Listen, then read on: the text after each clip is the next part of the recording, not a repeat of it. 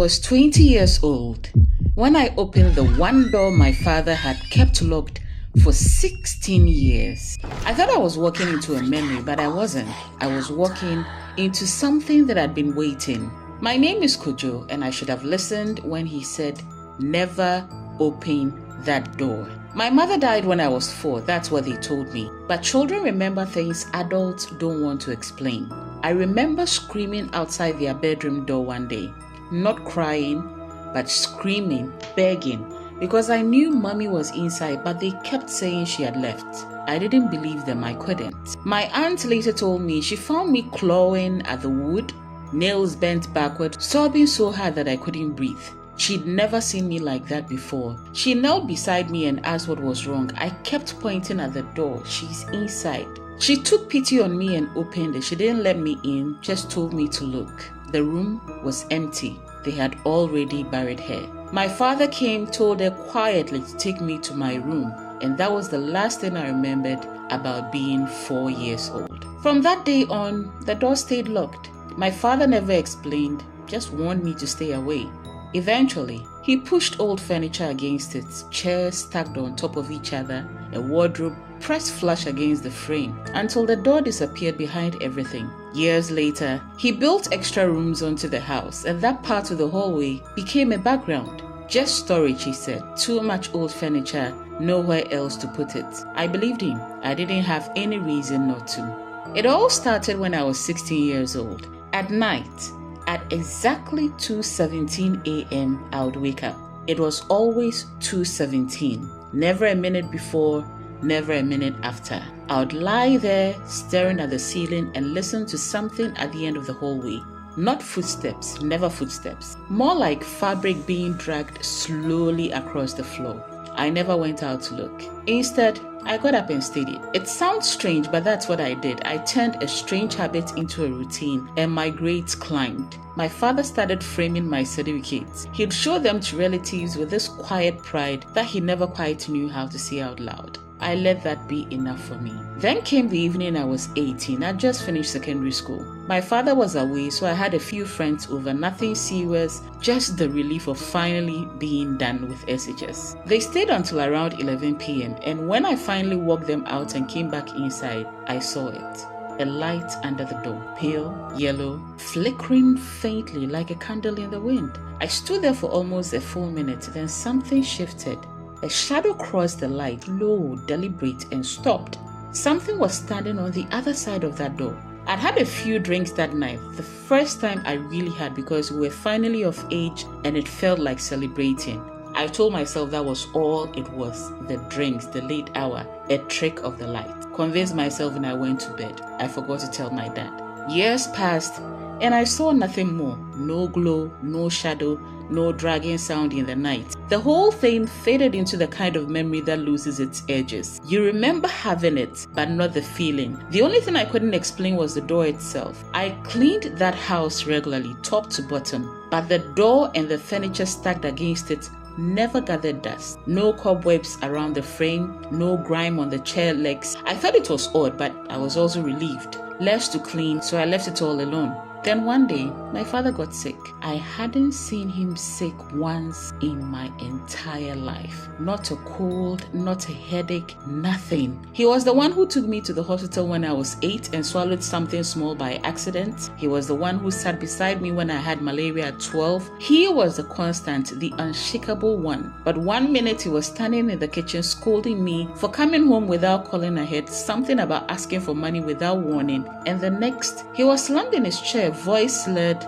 one side of his face slack. At the hospital, he barely spoke. The doctors used phrases like touch and go and wait and see.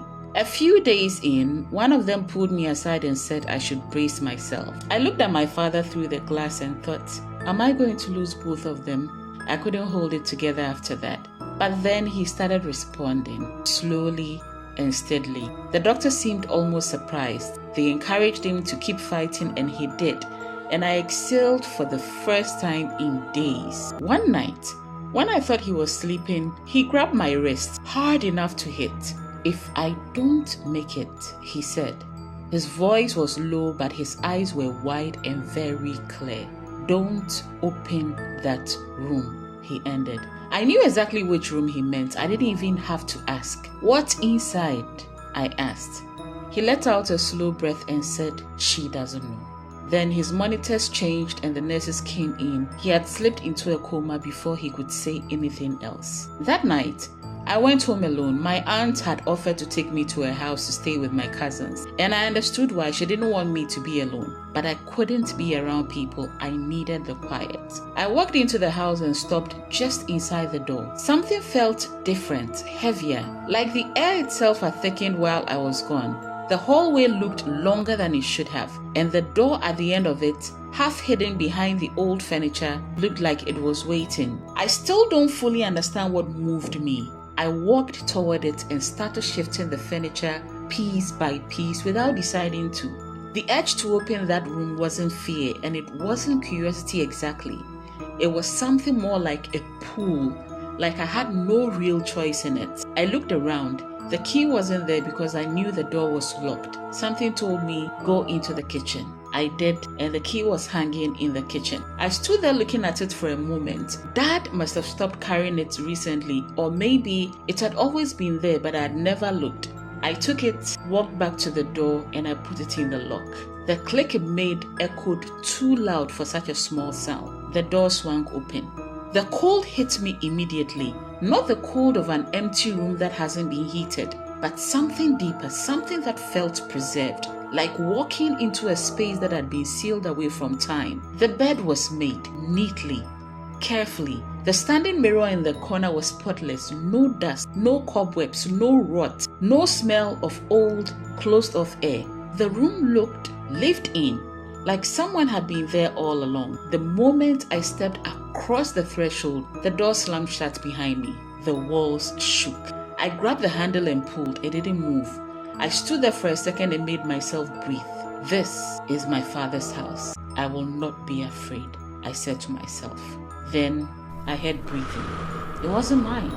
It was coming from behind me, slow, deliberate, measured like something that had learned the rhythm of it. I turned around, and that is when I saw her. She was standing by the window with her back towards me. She was wearing a black dress. The style looked outdated but then fitted her well. Her hair fell straight down her back, covered with a scarf. I didn't know who she was. I hadn't known her long enough to really know her, but something in me recognized her the way you recognize a smell from childhood. Not with your mind, but with something older. Mom?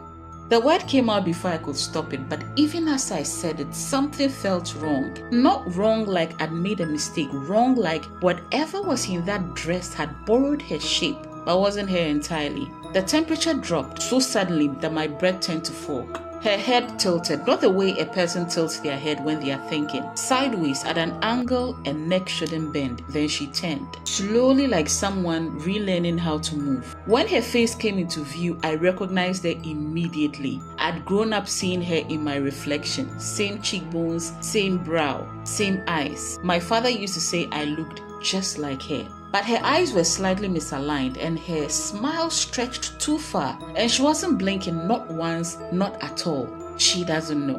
My father's words landed in me and I finally understood. She didn't know she was dead. But whatever was sharing that room with her, whatever had been kept in there alongside her did. The mirror behind her cracked. A jagged line split her reflection clean down the middle. But her reflection kept smiling even after her real face had gone still. The breathing grew louder. Not from her, it was from everywhere in the room. From the walls, from above the ceiling, from inside the mattress, from below my feet. The room breathed like it had lungs. And with the breathing came something else, a vibration, low and angry, directed at me. Mom! I whispered, shaking. Dad is at the hospital. Her expression froze. Then she twitched. Her mouth opened, but the voice that came out wasn't hers. It was layered. Many voices pressed through a single throat, whispering on top of each other. Why did he lock me? The walls thudded. The curtains lifted through the windows were sealed shut. Her head snapped upright. Her eyes locked onto mine. They were black now, completely, fully black. The smile widened past anything a face should do. The lights burst. Total darkness. Something rushed past me, formless, and then cold hands brushed across my shoulders as it went. Then it was gone. There was utter silence. I don't remember deciding to run. I just did. I flagged down a car on the main road and gave the driver the hospital address. He got me there very fast. When I came through the doors, nurses and a doctor were already in my father's room, stepping back from his bed as I walked in. My father looked peaceful. That's the only word I have for it. A peace I had never seen on his face while he was alive. I heard the nurses murmuring on the way out. Strange, one of them said. It was as if he simply let go. I sat beside him and held his hand. I cried. But a part of me understood. Maybe my father hadn't been keeping her locked away all those years. Maybe he'd been keeping her waiting for himself, for her, for the right moment. He knew that if he told me not to open that door, I eventually would. I'm certain he knew. He made sure the key was somewhere I'd find it. When my aunt arrived, I told her everything. She was quiet for a long time. Then she said that her brother had refused certain funeral rites, the ones meant to usher my mother's spirit onward. But she had never understood why. She used to think it was grief making him irrational, but then sitting there in that hospital hallway, she said she finally understood. He wasn't ready to let my mother go, not all the way, not yet, until it was time for him to go.